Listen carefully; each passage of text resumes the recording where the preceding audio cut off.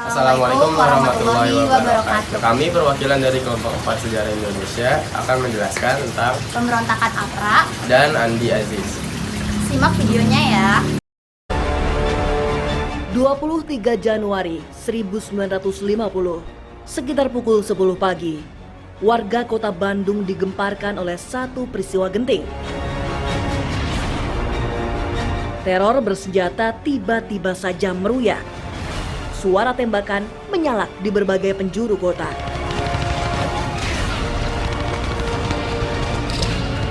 Pemberontakan APRA, Angkatan Perang Ratu Adil, terjadi pada tahun 1949 sampai dengan 1950. Tentara yang mendominasi adalah warga Belanda dan pimpinan mantan Kapten KNIL Raymond Westerling. Penyerangan APRA terjadi di Bandung. Pelopor kegiatan APRA dikarenakan adanya pembentukan APRIS Negara Bagian Pasundan, Jabar. Penyerangan kota Bandung dilakukan dengan dua cara. Yang pertama, tindakan teror menyerang secara mendadak. Pemberontakan APRA juga diikuti dengan merayu warga untuk memberontak RIS. Karena merasa kecewa dengan keputusan Presiden Soekarno, Westerling berencana melakukan kudeta terhadap Presiden Soekarno. Tujuan dari pemberontakan APRA ini adalah mempertahankan negara federal Pasundan Indonesia. Kronologi pembentukan APRA yang pertama terjadi pada tanggal 5 Januari 1950. Raymond Westerling mengirim ultimatum ke RIS agar mengakui negara bagian Pasundan dan mengakui APRA sebagai tentara Pasundan. Pada 10 Januari 1950, Perdana Menteri Muhammad Hatta menangkap Westerling Jenderal Freden dan Menteri Pertahanan.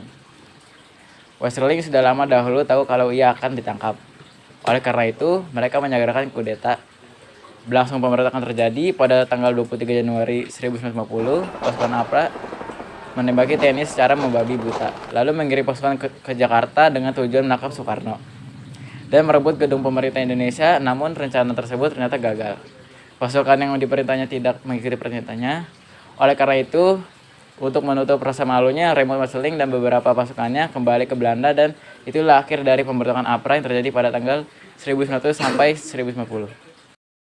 Pemberontakan Andi Aziz. Pemberontakan Andi Aziz adalah pemberontakan yang dilakukan oleh Andi Aziz, seorang mantan perwira KNIL atau tentara pasukan Belanda yang berusaha mempertahankan keberadaan Indonesia bagian timur.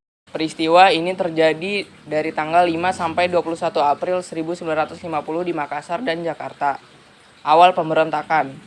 Andi Aziz adalah seorang mantan perwira KNIL yang bergabung menjadi perwira APRIS atau ABRI. Namun kemudian Andi Aziz menggerakkan pasukan dari para mantan KNIL untuk menyerang markas APRIS dan menyandra sejumlah perwira APRIS. Setelah menguasai Makassar, Andi Aziz menyatakan bahwa negara Indonesia Timur harus dipertahankan. Ia menuntut agar para perwira APRIS harus bertanggung jawab terhadap gangguan keamanan di wilayah Indonesia Timur yang menurutnya didalangi oleh pemerintah Negara Kesatuan Republik Indonesia. Kronologi pemberontakan Andi Aziz. 8 April 1950, pemerintahan NKRI membuat ultimatum yang meminta Andi Aziz agar segera datang ke Jakarta dan meminta agar ia mempertanggungjawabkan perbuatannya dalam waktu 4 kali 24 jam.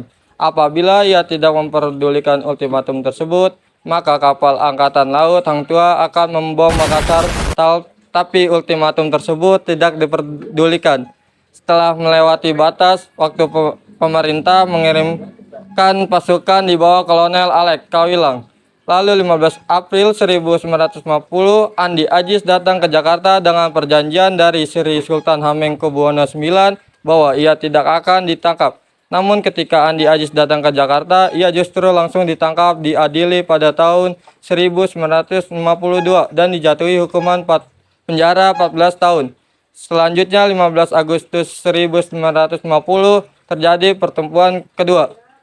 Tentara KNIL berhasil ditaklukkan oleh APRIS dengan mengerahkan seluruh kekuatan pasukan angkatan darat, laut, dan udara. Ada pula dampak-dampak yang ditimbulkan dari peristiwa pemberontakan Andi Aziz yang pertama. Terjadi penyerahan markas ke TNI. Yang kedua, bergabungnya negara Indonesia Timur dengan NKRI. Ketiga, terbentuknya pasukan bebas. Yang terakhir, penyerangan markas Panglima Teritorium. Nah, jadi ini dia penjelasan dari materi kami. Kira-kira kalian ngerti nggak ya? Semoga ngerti ya. Kalau nggak ngerti silakan bertanya di kolom komentar. Sekian dari kita. Wassalamualaikum warahmatullahi wabarakatuh. Dadah.